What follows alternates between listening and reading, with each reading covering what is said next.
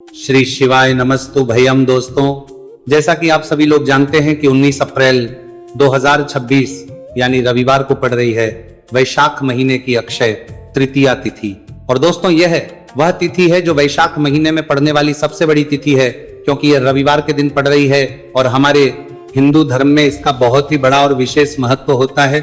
पूज्य गुरु जी ने कहा है कि अगर कभी भी मौका लग जाए और वैशाख महीने की अक्षय तृतीया तिथि रविवार को पड़ जाए तो आप लोगों को सिर्फ और सिर्फ 11 गेहूं के दाने वाला उपाय तो अवश्य ही करना चाहिए, क्योंकि इन दोनों तिथियों का संयोग बहुत ही कम आता है। इसी के साथ दोस्तों, गुरु जी ने कहा है कि जब भी वैशाख महीने की अक्षय तृतीया तिथि पड़े तो आप लोगों को सिर्फ और सिर्फ 11 गेहूं के दाने वाला उपाय तो अवश्य करना। यह उपाय इतना खास है कि अगर आपने सही मुहूर्त पर सही क्रिया अनुसार 11 गेहूं के दाने वाला उपाय कर लिया, जो प्राचीन काल के समय का महा उपाय है, तो मान के चलिए दोस्तों, महादेव जी के आशीर्वाद से आपके जीवन का कितना ही बड़ा दुख हो उससे आपको मुक्ति मिल जाएगी। आपकी कोई भी मनोकामना हो, मान लीजिए आप नौकरी की तैयारी कर रहे थे तो आपकी नौकरी लग जाएगी, आपका बंद पड़ा व्यापार चल पड़ेगा।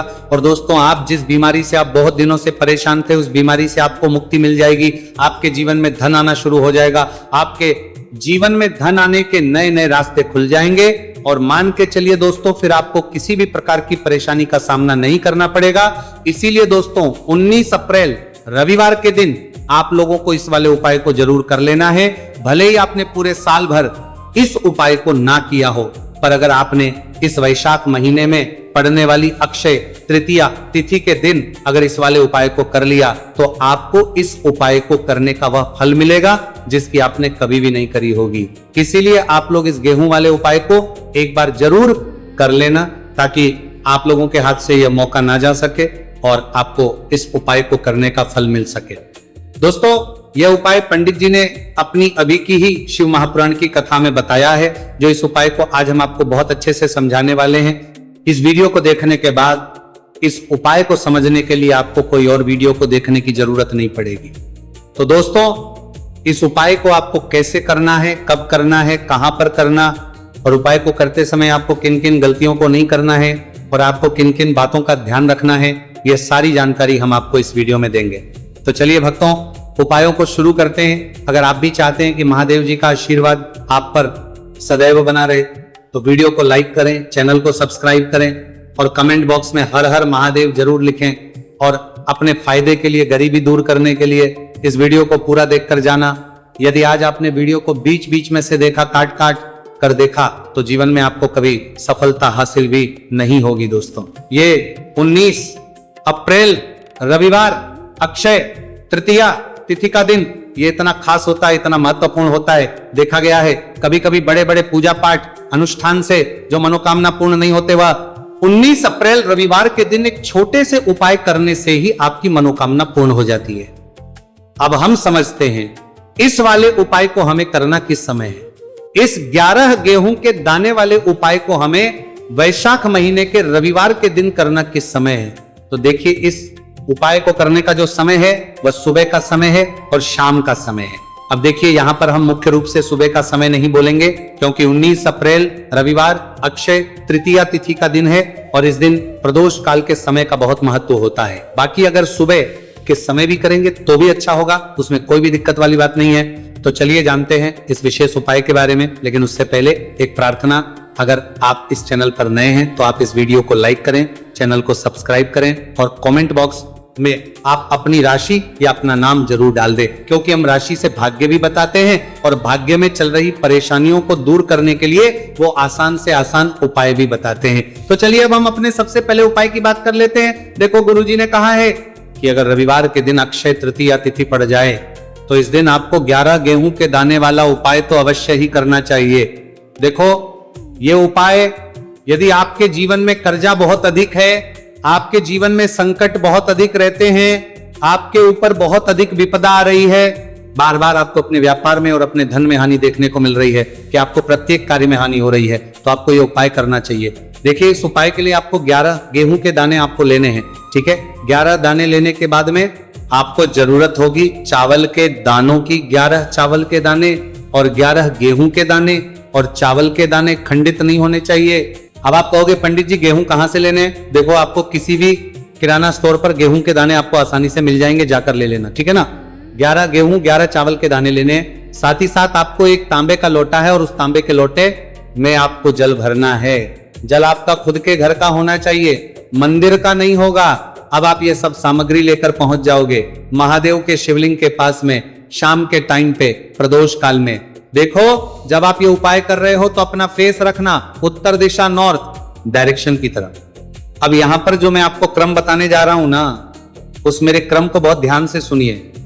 महादेव को अगर कोई सबसे प्रिय है ना, तो उनकी सबसे छोटी पुत्री जिनका नाम है माता अशोक सुंदरी, जो आपके पास में चावल 11 दाने हैं ना, उन चावल के 11 दानों को माता अशोक सुंदरी के स्थान पर आपको अपना नाम और गोत्र बोलते हुए समर्पित कर देने हैं, है ना। और चावल के दानों को रखने के बाद में जो आपके पास में तांबे का लोटा है ना, उस तांबे के लोटे को कहीं पे भी हम जल नहीं चढ़ेंगे। सिर्फ और सिर्फ माता पार्वती का जो हस्तकमल आपको दिख रहा है, यहीं पे गोल गोल आपको समर्पित करना है, उसी जल को, और कहीं नहीं। ना तो माता अशोक सुंदरी के स्थान पर, ना तो शिवलिंग के ऊपर, सिर्फ आपको यहां पे गोल गोल जलाधारी पर आपको उस जल को समर्पित करना है। अब आपके पास में बचे हुए हैं 11 गेहूं के दाने और बचे हैं, उन्हीं 11 गेहूं के दाने को आपको अपनी मनोकामना, अपने विशेष कहते हुए महादेव के शिवलिंग के ऊपर अगर आप अक्षय तृतीया तिथि के दिन प्रदोष काल में समर्पित कर देते हैं, तो आपकी जो भी मनोकामनाएं होंगी, जो भी विश होंगी, महादेव पूरी जरूर करते हैं। अन्न को समर्पण करने से, उस खासकर गेहूं को समर्पण करने से हमारी इच्छाएं पूरी होती हैं। और अगर वह दिन रविवार अक्षय तृतीया तिथि का दिन हो, तब तो इससे सुंदर संयोग कुछ भी नहीं हो सकता। आपकी इच्छाओं को पूरा करने के लिए स्पेशल बहुत प्यारा सा उपाय आप सभी को जरूर करना है। ध्यान में रखिएगा, ये उपाय प्रदोष काल में करना है। देखो, गुरुजी ने कहा है भगवान शिव के शिवलिंग पर 33 कोटि देवी देवताओं का वास होता है। अगर हम शिवलिंग के सामने कुछ भी उपाय करते हैं तो हमारे सभी देवी देवता हमसे खुश हो जाते हैं। ये उपाय आपको अवश्य करना है। देखो, सुबह के टाइम नहीं कर सकते, ठीक है।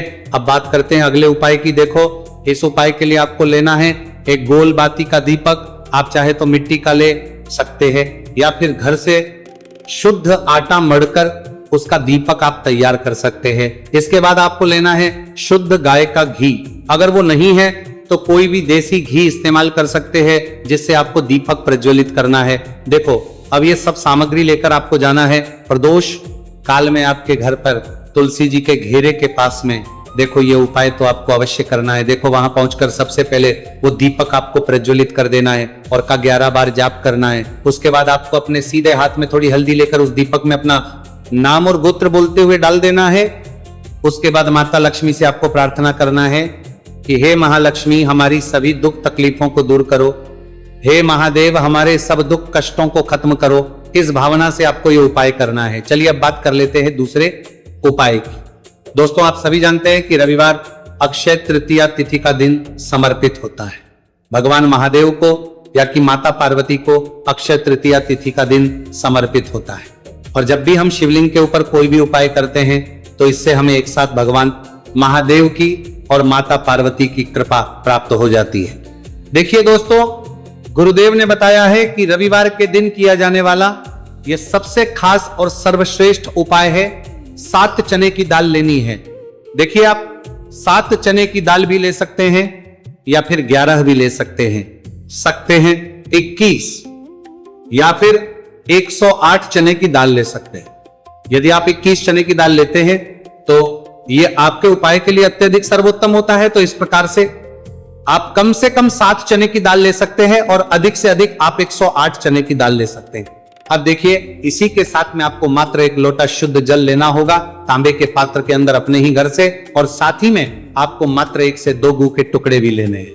देखिए, रविवार अक्षय तृतीया तिथि का दिन भगवान महादेव को होता है। आपको ये जो सारी सामग्रियां हैं, इन्हें लेकर के पहुंच जाना है भगवान शिव के मंदिर में। इस उपाय को आप सुबह से लेकर के शाम तक किसी भी समय में कर सकते हैं, लेकिन यदि आप शाम के समय इस उपाय को करते हैं तो यह उपाय आपके लिए और अधिक सर्वोत्तम होता है।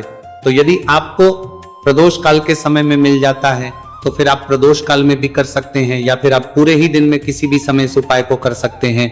शिव मंदिर पहुंचने के बाद सबसे पहले तो आपको दक्षिण दिशा में बैठ जाना है, उत्तर दिशा की तरफ आपको अपना मुख कर लेना है। लेकिन यदि शिवालय में भीड़ है, शिव मंदिर में भीड़ है, तो फिर आप किसी भी दिशा में बैठकर इस उपाय को कर सकते हैं। तो देखिए, सबसे पहले आपके पास जो गुड़ के टुकड़े हैं, जो आप गुड़ के टुकड़े लेकर के आए थे, उन्हें आपको शिवलिंग के सामने ही, जो आपके पास एक लोटा जल है, उस पात्र में आपको ये गुड़ के टुकड़े डाल देना है। इसी के साथ में आप जो चने की दाल लेकर के थे, चाहे आप 7 चने की दाल लेकर के आए, 11-21 जितने भी आप चने की दाल लेकर के आए हैं, इस चने की दाल के ऊपर आपको जो आपके पास गुड़ वाला जल आपने तैयार किया है, इसमें से थोड़ा सा जल आपको इस चने की दाल पर डाल लेना है। अब देखिए, आपके पास जो गुड़ वाला जल है, इसमें से सबसे पहले थोड़ा सा जल आपको श्री गणेश जी वाले स्थान पर समर्पित कर देना है। श्री शिवाय नमस्तुभयम इस मंत्र का जाप करते हुए फिर थोड़ा सा जल आपको श्री कार्तिकेय जी वाले स्थान पर समर्पित करना है। श्री शिवाय नमस्तुभयम इस मंत्र का जाप करते हुए फिर थोड़ा सा जल आपको माता अशोक सुंदरी वाले स्थान पर भी समर्पित करना है। श्री शिवाय नमस्तुभयम इस मंत्र का जाप करते हुए फिर थोड़ा सा जल आपको माता पार्वती के हस्त कमल पर समर्पित करना है और आपको श्री शिवाय नमस्तुभयम इस मंत्र का जाप कर लेना है। अब देखिए दोस्तों, आपके पास जो साजल और शेष बचेगा, इसमें से आपको केवल थोड़ा सा जल शिवलिंग पर अर्पित कर देना है और अंत में आपको उस पात्र में थोड़ा सा जल और शेष बचाना है। पूरा जल आपको शिवलिंग पर अर्पित नहीं करना है, अंत में आपको थोड़ा सा जल और शेष बचाना है। अब देखिए, आप जितनी भी चने की दाल लेकर के आए हैं, अगर आप 7 चने की दाल लेकर के आए हैं, तो आपको 7 बार श्री शिवाय नमस्तुभयम इस मंत्र का स्मरण कर लें। यदि 11 चने की दाल लेकर के आए हैं, तो फिर आपको 11 बार इस मंत्र का जाप करना है। जितनी भी चने की दाल लेकर के आए हैं, उतनी बार आपको श्री शिवाय नमस्तुभयम इस मंत्र का जाप करना है और फिर आपको ये जो चने की दाल है, इसे शिवलिंग के ऊपर ही समर्पित कर देनी है। लेकिन आपको ये चने की दाल बृहस्पतेश्वर महादेव का स्मरण करते हुए ही शिवलिंग पर अर्पित कर देनी है और आपको अपनी मनोकामना को भी बोल देनी है। आप जो भी मनोकामना है, चाहे वो धन प्राप्ति को लेकर हो, नौकरी से संबंधित हो, विवाह से संबंधित हो, या फिर आपके मकान जमीन जायदाद से संबंधित हो, चाहे ग्रह क्लेश से संबंधित हो, या फिर किसी भी प्रकार की जो मनोकामना है, उसे आपको बृहस्पतेश्वर महादेव से परिपूर्ण करने की प्रार्थना कर लेनी है। और इसके बाद आपके पास जो पात्र के अंदर थोड़ा सा से जल और बचा हुआ था, इसे भी आपको धीरे धीरे भगवान शिव की पर ही अर्पित कर देना होगा। श्री शिवाय नमस्तुभयम इस मंत्र का जाप करते हुए पूज्य गुरु जी कहते हैं कि वैशाख महीने का रविवार अक्षय तृतीया तिथि को जो भी व्यक्ति इस प्रकार से यह चमत्कारिक उपाय कर लेता है, तो उसकी जो मनोकामना है वो भगवान लक्ष्मी नारायण की कृपा से तथा महादेव की कृपा से बहुत ही जल्द परिपूर्ण हो जाती है। बात करते हैं अगले उपाय की। देखो, इस उपाय के लिए आपको मात्र 2 लौंग लेनी होगी, या कि आपको लौंग का जोड़ा लेना है। 2 फूल वाली आपको लौंग लेनी है। लौंग का जोड़ा कहीं से भी खंडित नहीं होना चाहिए, इस बात का ध्यान रखें। इसी के साथ में आपको लेना होगा लाल चंदन का पाउडर। देखिए, यदि आपके पास लाल चंदन की लकड़ी है तो उसे घिसकर भी आप चंदन के रूप में प्रयोग कर सकते हैं। यदि पाउडर है तो उसका भी आप अपने उपाय के लिए प्रयोग कर सकते हैं। देखिए, चंदन जो है वो तेज का प्रतीक माना गया है और साथ ही साथ जीवन के अंधकार को दूर करने का प्रतीक माना गया है। अब इसी के साथ में आपको मात्र एक तांबे के पात्र के अंदर शुद्ध जल लेना होगा अपने घर से। अब दोस्तों, ये तीनों सामग्री लेकर के सीधे आपको पहुंच जाना होगा भगवान शिव के मंदिर में। देखिए, इसी के साथ में आपको एक गोल बाती का दीपक भी लेना होगा। दीपक आप मिट्टी का भी ले सकते हैं, शुद्ध आटा मढ़कर उसका भी तैयार कर सकते हैं, और दीपक में आप शुद्ध घी का प्रयोग करना है। लेकिन जैसे ही आप इन सभी सामग्रियों को मंदिर में लेकर के पहुंचेंगे, मंदिर में जैसे ही आप चौखट के वहां पर पहुंचेंगे, तो मंदिर की चौखट के सीधे तरफ आप जो अपने साथ एक गोलबाती का दीपक लेकर के आए हैं, उसे आपको सबसे पहले तो प्रज्वलित कर देना है। यानी कि जैसे ही आप मंदिर की चौखट के वहां पर प्रवेश करते हैं, तो उसके सीधे तरफ आपको ये गोलबाती का दीपक प्रज्वलित कर देना है। अब देखिए, जैसे ही ये दीपक प्रज्वलित करेंगे, तो आपकी जो भी मनोकामना है उससे आपको बोल देना है। आप इस दीपक को इस प्रकार से प्रज्वलित करने के बाद इन सभी सामग्रियों को शिवलिंग के पास में लेकर पहुंच जाना है। अब देखिए दोस्तों, आपके पास जो एक तांबे के पात्र के अंदर शुद्ध जल है, उसमें से आपको केवल आधा लोटा जल ही भगवान शिव के शिवलिंग पर अर्पित करना है। आधा लोटा जल आपको उसी पत्र के अंदर बचा लेना है। अब दोस्तों पास जो 2 लौंग है यानी कि लौंग का जोड़ा है, उससे आपको अपना नाम और अपने गोत्र को बोलते हुए आपकी जो भी समस्या चल रही है, आपके जीवन में जो भी परेशानी उत्पन्न हो रही है, उन्हें आपको बोल देना है। और ये जो लौंग का जोड़ा है, इसे आपको भगवान शिव के शिवलिंग पर अर्पित कर देना है। जैसे आप ये 2 लौंग शिवलिंग पर चढ़ाएंगे तो अपना हाथ जो है वहां पर आपको रखना है और महादेव से आपको करनी है कि मेरे जीवन की ये जो परेशानियां है ये सभी दूर हो जाए। यानी कि आपके जीवन में धन की संबंधित परेशानी चल रही है, कर्ज की समस्या चल रही है, बच्चों का पढ़ाई लिखाई में मन नहीं लग पा रहा है, घर के जो आर्थिक संकट है वह सभी दूर हो, व्यापार आपका ढंग से नहीं चल पा रहा है, घर में रोग की स्थिति बनी हुई है, यानी कि जिस भी प्रकार की आपकी समस्याएं हैं उसे आपको बोल देना है और महादेव से इन सभी समस्याओं को दूर करने के लिए आपको प्रार्थना कर लेनी है। अब देखिए दोस्तों, आपने जो 2 लौंग शिवलिंग पर समर्पित की थी उससे आपको वहां से उठा लेना है और इन दोनों लौंग को आपको शिवलिंग से उठा करके सीधे उससे जल के पात्र के अंदर डाल देना है। यानी कि अपने आधा लोटा जल और बचाया हुआ था उसी के अंदर आपको ये 2 लौंग डाल देनी है और साथ में आप जो लाल चंदन ले आए थे उस लाल चंदन को भी आपको उसी पात्र के अंदर डाल देना है। यानी कि आधा लोटा जल और बचा हुआ है तो उसी आधे लोटे जल के अंदर आपको ये लाल चंदन भी डाल देना है। अब देखिए इस आधे लोटे जल में है जिसमें अपने 2 लौंग डाली है, लाल चंदन डाला है, उसे सीधे लेकर के आपको पहुंचना है बेलपत्र के वृक्ष के। वहां पर देखिए बेलपत्र का वृक्ष यदि आपके घर पर है तो वहां पर आपको आ जाना है, आपके घर के पास कहीं भी है तो वहां पर आपको पहुंच जाना है और उसके बाद आपका जो मुख है वह दिशा की ओर होना चाहिए और उसके बाद आपको अपना नाम और अपनी गोत्र को बोलना है और पुनः अपने जो भी परेशानियां शिवलिंग के पास में बोली थी उन्हें आपको वापस से बेलपत्र के वहां पर भी बोल देनी है। और ये जो आधा लोटा जल और है इससे आपको पूरा बेलपत्र के वृक्ष की जड़ DDH में श्री शिवाय नमस्तुभयम इस मंत्र का जाप करते हुए समर्पित कर देना है। तो बस इतना सा उपाय आपको करना है। जो भी आपकी परेशानी है, समस्या है, उससे महादेव निश्चित ही दूर करेंगे।